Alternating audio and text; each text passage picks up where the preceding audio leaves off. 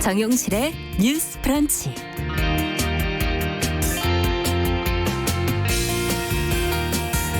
안녕하십니까, 정용실입니다. 1등 신부감, 1등 남편감 뭐 이런 얘기 종종 하지요.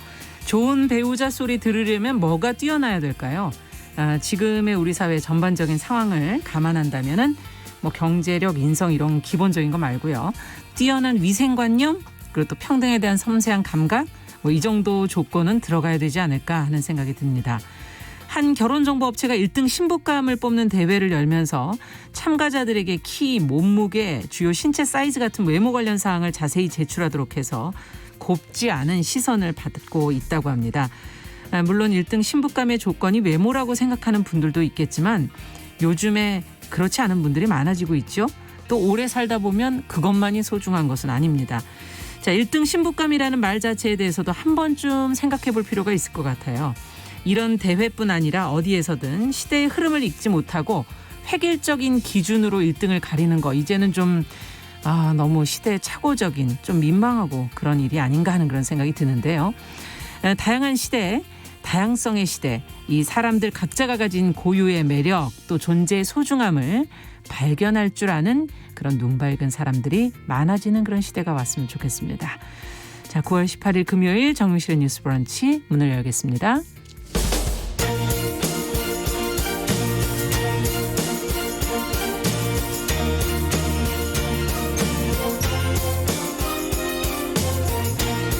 여성의 감수성으로 세상을 봅니다. KBS 1라디오 정용실의 뉴스 브런치. 여러분의 의견을 기다립니다. 문자는 샵 9730으로 보내주세요. 짧은 문자 50원, 긴 문자 100원이 부과됩니다. KBS 모바일 콩, 유튜브를 통해서도 무료로 참여하실 수 있습니다. 네, 오늘도 뉴스픽으로 시작을 해보겠습니다. 더 공감 여성정치연구소 송문희 박사님, 안녕하세요. 네, 안녕하세요. 네, 전혜연 시사평론가 안녕하십니까? 네, 안녕하세요. 자, 오늘 첫 뉴스는 코로나19와 관련해서 4차 추경 예산으로 지금 유흥업소를 지원하느냐 마느냐, 이걸 두고 지금 논란이 일고 있다고 그래서 저희가 어떻게 쓰이는 것이 맞는 것인지 한번 좀 생각해 볼 시간을 가져보면 좋겠습니다. 먼저 지금까지 나온 보도 내용을 좀 정리를 해볼까요? 예, 이번 4차 추경안의 내용을 보면 소상공인 중소기업에 대한 지원책도 많이 들어가 있죠. 네. 왜냐하면 코로나19라는 상황에서 사회적 거리 두기를 했었고 그러다 보니 집합 금지라던가 행정명령에 의해서 부득이하게 또 장사를 접는 상황이었던, 일시적으로 그렇죠. 하지 못했던 업종들이 있잖아요. 네. 그래서 이 업종에 있는 소상공인을 중심으로 지원책이 발표가 됐었는데요. 다만 이렇게 12개 업종 모두를 주는 것은 아니고 대부분이 들어갔지만 유흥주점, 그리고 콜라텍이라고 불리는 무도장 운영업은 지원 대상에서 제외가 됐습니다. 네.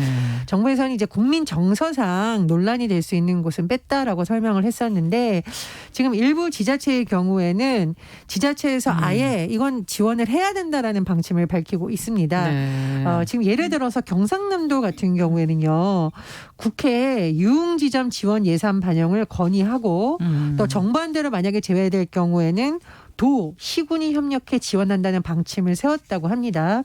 왜냐하면 이제 경남도의 입장을 일단 전해드리면, 예를 들면은 그 형평성 문제, 이런 문제가 많이 지금 제기되는 것 같고, 그리고 거기에 대한 지원 대책도 마련하는 것이 불가피하다라는 취지의 입장을 밝혔습니다. 또 창원시 같은 경우에도 예.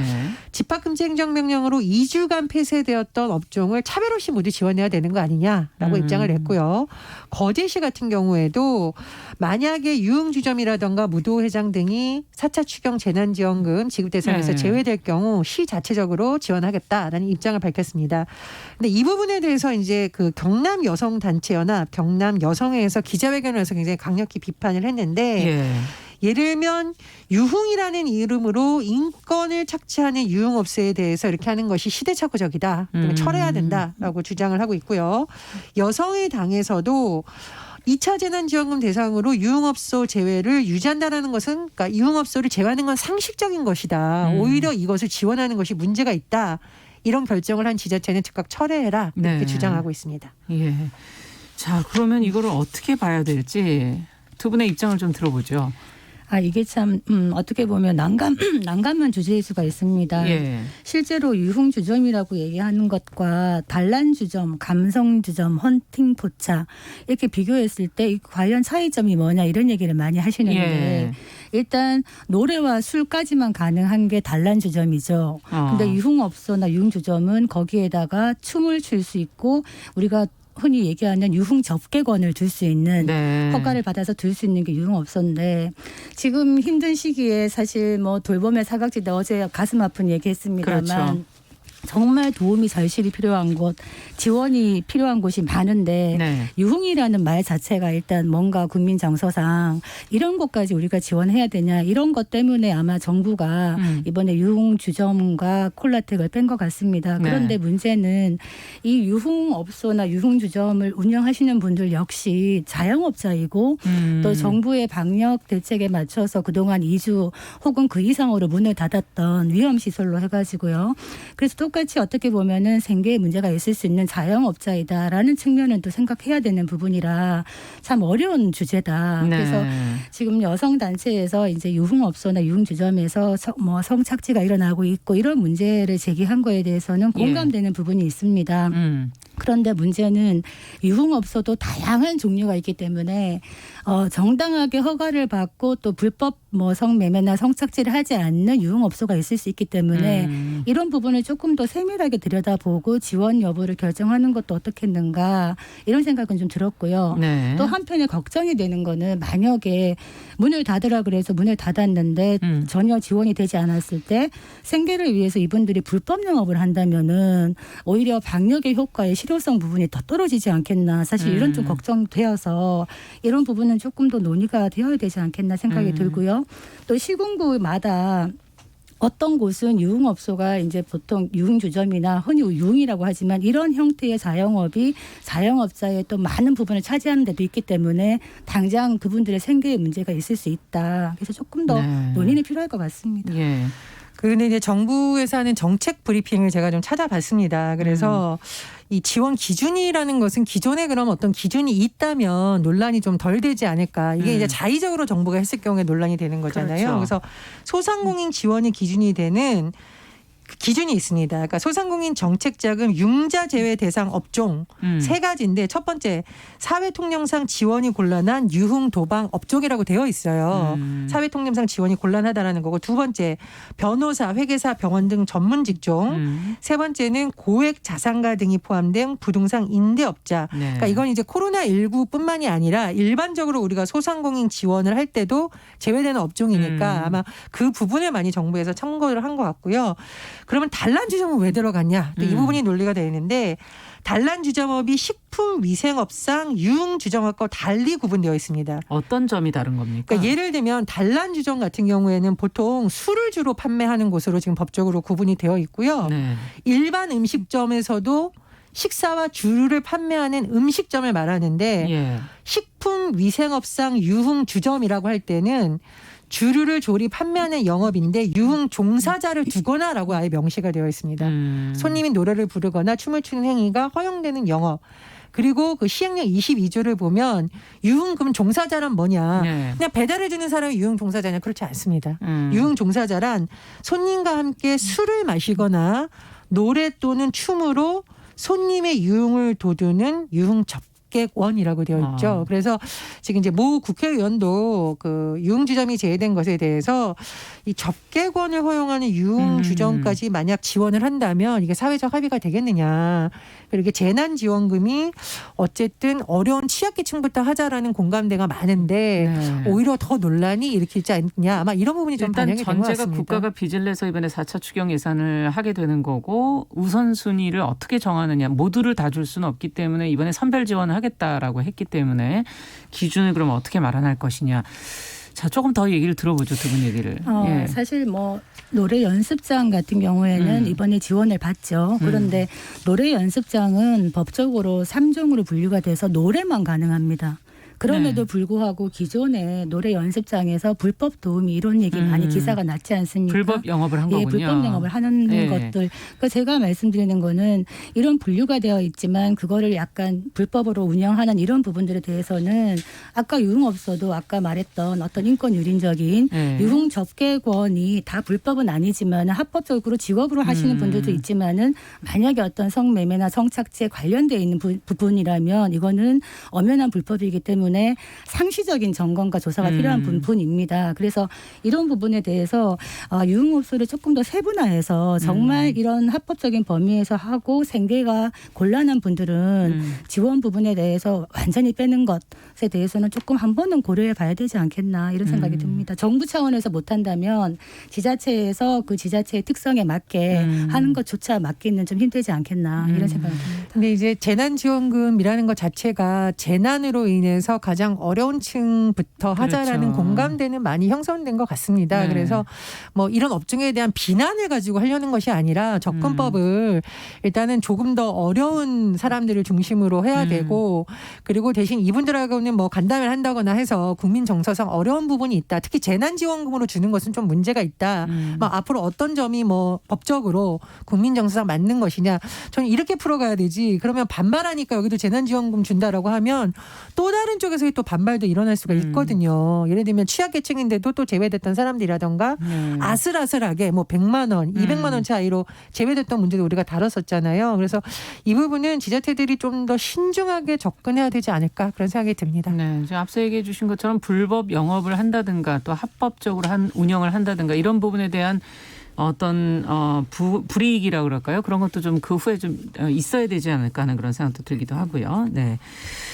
자, 그러면 두 번째 뉴스로 좀 가보겠습니다. 지금 추석을 앞두고 택배 양이 지금 엄청나게 늘고 있는데 택배 노동자들이 장시간의 노동, 과로사의 원인으로 꼽히는 분류 작업을 지금 거부하기로 했다는 소식이 지금 나오고 있습니다. 노동자들의 입장은 과연 무엇인지 또 정부의 대책은 무엇인지 송 박사님께서 먼저 좀 정리를 해 주시고 저희 얘기를 해보죠. 예, 지금 추석 연휴가 한 열흘밖에 안 남았습니다. 네. 택배가 굉장히 많은 시기거든요. 그럼요. 이 시기에 이제 택배 노동자 과로사 대책위원회와 민주노총 전국 택배 연대 노조가 분류 작업을 21일부터 거부하겠다라고 발표했습니다. 네, 다음 주네요. 네, 분류 작업이 뭐냐? 실제로 이제 택배 기사님들이 택배 배송 업무만 하루 한 7, 8시간을 쓰는데 이 정도면은 그렇게 과로사까지 가지는 않을 텐데 문제는 그 배송 전에 택배 물품을 이제 배송 구역별로 나누게 하는 것. 네. 그러니까 현장에서는 까대기라고 한다 그래요. 이게 분류 작업이라고 하는데 이거를 거의 또 다 합쳐보면은 7, 8시간. 그러면은 총 노동시간이 한 13시간, 16시간 된다는 겁니다. 네. 매일매일. 그렇다면 예. 이런 것들이 합쳐져서 택배 기사님들이 과로사가 되게 된다. 실제로 올 상반기에 7명의 택배 기사님들이 과로사로 산재를 인정받았습니다. 근데 실제로 전국의 택배 노동자가 한 4만여 분이 된다고 하는데 네. 이 중에 7,000분 정도만 산재보험에 가입되어 있기 때문에 실제로는 더 과로하는 분들이 많다. 해도 산재의 혜택을 받을 수 있는 분은 없죠. 너무 이제. 적은 거죠. 그렇죠. 실제로 네. 그런데 이번에 조사를 해봤더니 전국의 이제 택배 노조에서 한 10% 정도가 찬성을 한 겁니다. 이번에 네. 분류 작업 거부하는 거에 대해서요. 그래서 지금 같은 시기에 왜 햇빛 분류 거부하고 택배 물동 대란이 나는 게 아니냐라는 또 걱정이 있을 수 있는데 어떤 말을 하느냐.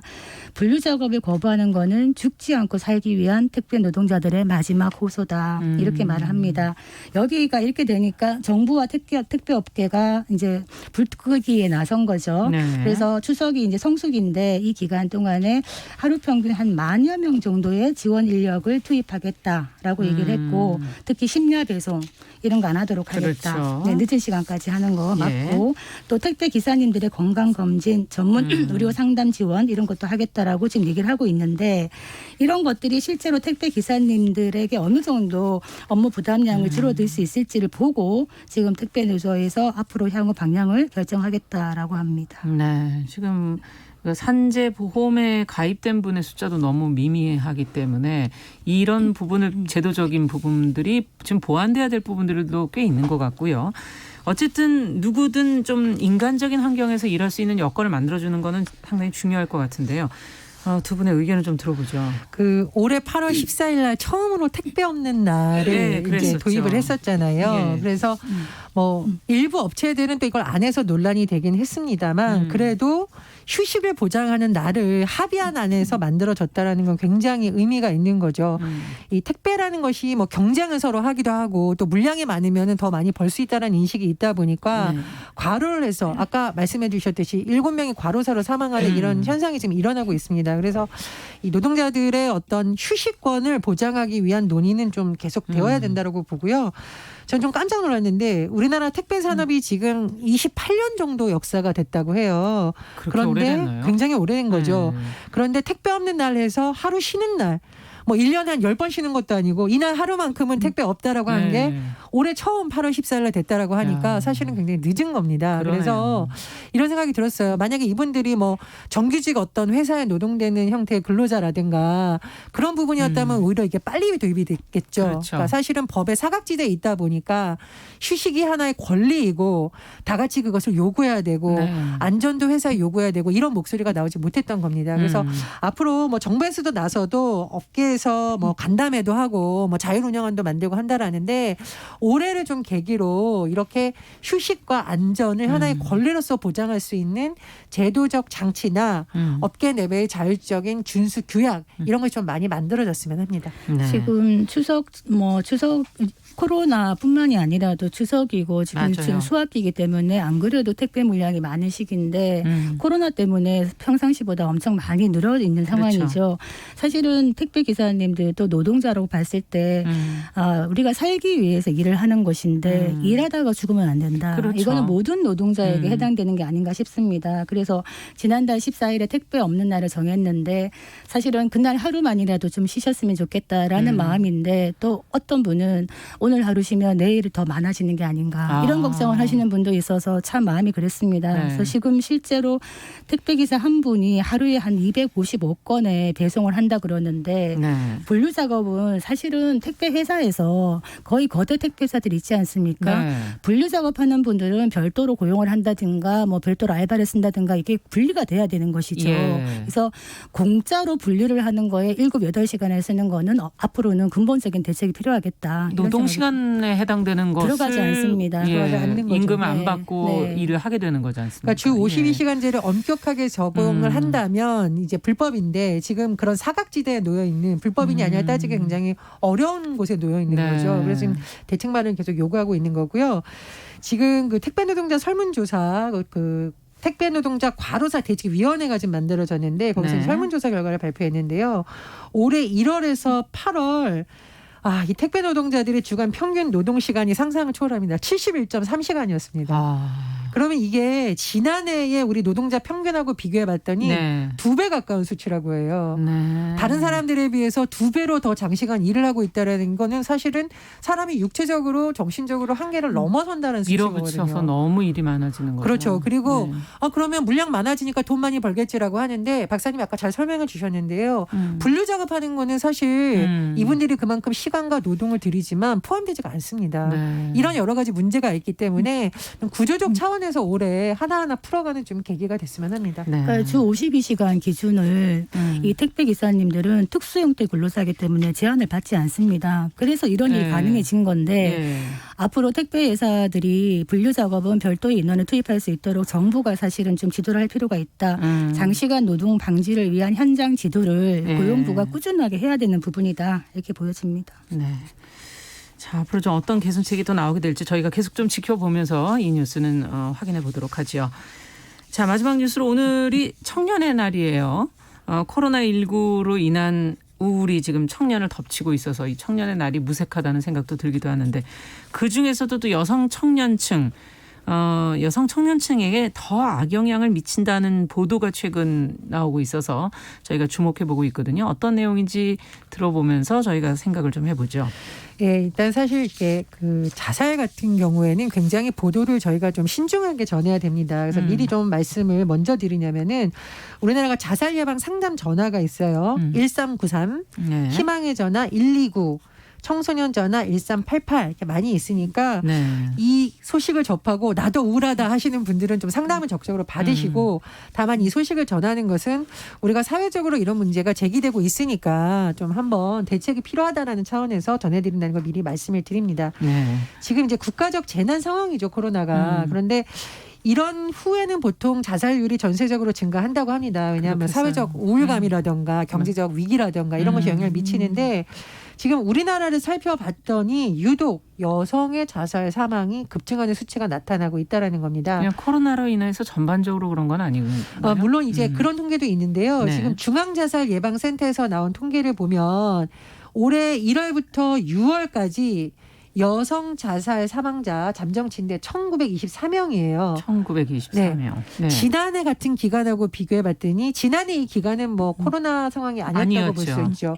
7.1% 늘었어요. 그런데 네. 자, 남성은 6.1% 감소했고 전체 사망자 지금 말씀해 주셨는데 전체 사망자가 2.4% 줄었습니다. 전체적으로. 그렇습니다. 이제 물론 이제 코로나19 상황이라는 것이 뭐 연대 정신도 있고 해서 이후까지 봐야 된다는 지적도 있는데 성별 분석을 해보니까 여성이 너무 많이 늘었다는 거죠. 그러네요. 남성은 오히려 줄고 있으니까요.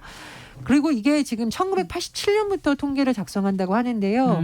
이렇게 여성 자살률만 증가한 것은 처음이라고 합니다. 그러니까 이런 통계가 나온 도대체 배경이 분석을 뭘까? 해봐야 되겠군요. 무슨 이유인지. 네, 그렇죠. 이제 예. 여러 가지 분석을 해봤더니 대다수 전문가들이 분석하는 요인들이 첫 번째는 일자리 문제라고 하죠. 일자리. 예. 지금 여러 가지 수치가 나오는 거 보면 이 여성들이 보통 이제 서비스 종사직에 많이 근무를 하는데 네. 코로나19 상황에서 가장 타격을 많이 입은 곳이 서비스 종사직이죠. 예. 대면 접촉이 줄어들고 소비도 줄어들고 하면서 되게 일자리 문제가 굉장히 불안감을 부추긴다. 이런 것이 나오고요. 일자리 문제가 불안하면 당연히 경제적 문제하고도 연결이 그렇죠. 됩니다. 뭐 주거 불안이라든가 생계 문제라든가 예. 이런 부분이 많이 영향을 미쳤다고 하는데 따라서 이제 여성 중에서도 청년층 같은 경우에는 아직 여러 가지가 불안정한 상태이잖아요. 그렇죠. 그렇다 보니 이런 것이 여러 가지 좀 극단적인 선택을 하는 게 영향을 미친 것이 아니냐는 분석이 나오고 있습니다. 그래서 지금 우리나라가 지금 이런 정책을 검토할 때 보통 이제 고독사에 대한 연구를 많이 한다고 하고요. 네. 고령화사에 따른 부작용도 많이 연구하고 또 뭐 청소년 문제도 비교적 그래도 많이 되고 있는데 이 여성들이 코로나19 상황에서 겪는 우울감이라든가 구조적 문제에 대해서는 그동안에 연구가 이렇게 많지 않았다고 합니다. 그래서 재난 상황에서 어떻게 또 이런 것을 예방할 수 있을지에 대한 많은 논의가 필요하다는 목소리가 나오고 그러네요. 있습니다. 저희가 자살 얘기를 할 때 보통 이렇게 40대 이상의 자살을 좀 많이 언급한 적이 있었고 아니면 청소년들이 학업과 연계에 대해서 그거는 저희가 이제 학업이 결과가 나오는 수능 이후에 보통 그런 얘기를 많이 하게 되기도 하고요. 연예인의 자살 이런 부분은 유명인들의 자살은 또 사회적으로 영향을 미치기 때문에 저희가 이제 많이 보도를 해드리지만 사실 성별로 그 또 청년층만을 가지고서는 저희가 방송을 해본 적은 없었던 것 같아요. 한번 좀 두 분의 의견 한번 좀 들어보고 싶네요. 사실 우리가 이제 20대 특히 뭐 청년층 여성 이렇게 얘기를 하면 어떤 생각을 쉽게 갖냐면 인생의 한창 좋은 시기다. 그렇죠. 황금기다. 이런 네. 생각을 하고 못할 게 뭐가 있어. 힘내.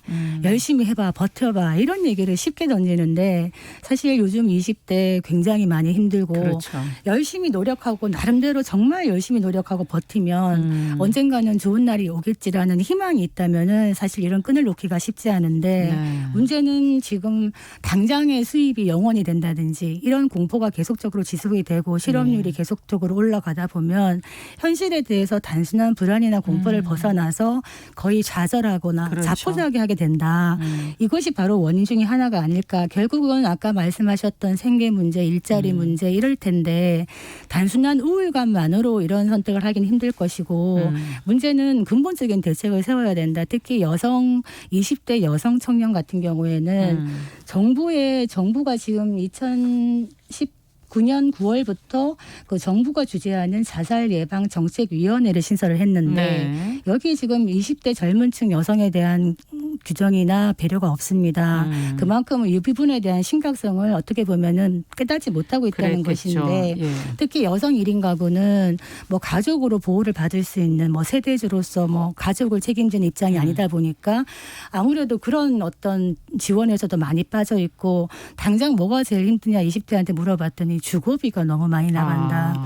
힘들게 돈을 벌어도 거의 주거비로 나가기 때문에 그렇죠. 쓸 돈이 없다. 월세로 갖다 바친다. 그래서 청년 뭐 여성뿐만이 아니라 청년층을 위한 그 국가 차원의 어떤 임대주택이 값싼 임대주택이 더 많아져야 되지 않겠나. 특히 1인 가구 이런 생각이 많이 또 들고. 여성의 경우는 주거비를 조금 더 들 수도 있겠네요. 안전의 문제라든지 뭐. 이제 아무래도 그렇겠죠. 안전이 취약한 곳에 있는 곳은 갈 수는 여성들이 없으니. 더 위험에 노출되기 예. 때문에 좀 불안한 부분이 있어서 그런 곳이 잘 돼 있는 곳은 또 비싸거든요. 그러니까요. 사실 이런 부분은 좀 촘촘히 들여다봐야 되는데 어떤 생각이 드냐. 아까 자살 예방 전화 말씀하셨는데 사람이 살다 보면은 정말 힘든 고비고비가 있습니다. 네. 있는데 지금 혹시 이제 내가 너무 힘드니까 이런 생각을 잠깐이라도 하시는 분이 있다면은 참고 견디다 보면 언젠가 웃을 날이 온다. 살다 보면 웃는 날도 있다. 그래서 우리가 굳이 일찍 선택하지 않더라도 누구나 가야 할 길이 죽음이기 때문에 그 힘으로 살자. 그러니까 자살을 거꾸로 하면은 살자라고 하더라고요. 그래서 좀 힘을 내시고 힘든 시기지만 참고 버티자. 그리고 주변에 힘든 분들을 우리가 조금 더 따뜻하게 찾아볼 필요가 있겠다. 그럼요. 그러니까 고립감도 큰 것이거든요. 그래서 상담만으로 해결될 문제는 아니지만은 지금은 코로나 때문에 서로 만나서 이야기할 수도 없고 더 어떤 사회적인 지지나 연대가 많이 약하기 때문에 이럴 때일수록 몸은 멀리 있지만은 마음은 가까이 우리가 찾아봐야 되지 않겠나 이런 생각이 듭니다. 네, 저는 이제 우리 프로그램에서 자꾸 제도 얘기를 하는 부분이 결국은 국가에 들어간 세금이 어느 곳에 써야 되는지. 그렇죠. 어디에 우선순위로. 그렇습니다. 네. 지금의 취약계층이라는 것이 어떤 기준으로 봐야 되는지 잘 봐야 된다고 생각을 하고요. 20대, 30대의 어떤 고의적 자해 비율이 이은주 정의당 의원의 제로 자출된 것 여러 가지 통계를 보면 이제 올해 상반기에 고의적 자해로 병원 진료를 받은 건수가 작년 상반기 코로나가 영향이 없었던 거하고 비교해 보면 35.9% 늘었는데요. 20대는 80.5% 훨씬 많죠. 2배가 넘죠. 이야. 30대는 87.2%. 그래서 젊어 고생은 사서도 한다라는 말을 지금은 하면 안 되는 시기입니다. 그러네요. 젊은이들이 이 고생을 감당할 수 없을 정도의 과연 그렇죠. 위기를 겪고 있다. 이런 부분을 저는 좀 국회에서도 논의를 해서 제도적인 측면에서의 보완책이 나와야 되지 않을까 생각을 합니다. 그러니까 아프니까 청춘이다가 아니라 그렇죠. 이분들이 죽을 만큼 아프면 안 된다. 힘든 사람에게 힘내라고 말하는 것이 아니라 힘을 낼 수 있는 여건을 만들어주는 것이 바로 사회와 국가가 할 일이다. 이런 생각이 듭니다. 네. 빨리 이런 제도적인 부분, 시스템적인 부분들에 조금 보완이 됐으면 좋겠습니다. 자, 오늘 뉴스픽 전혜연 평론가, 더공감 여성정치연구소 송문희 박사 두 분. 아이고, 한 주가 다 됐네요. 한 주 동안 수고하셨습니다. 감사합니다. 감사합니다. 자, 정용실의 뉴스 브런치.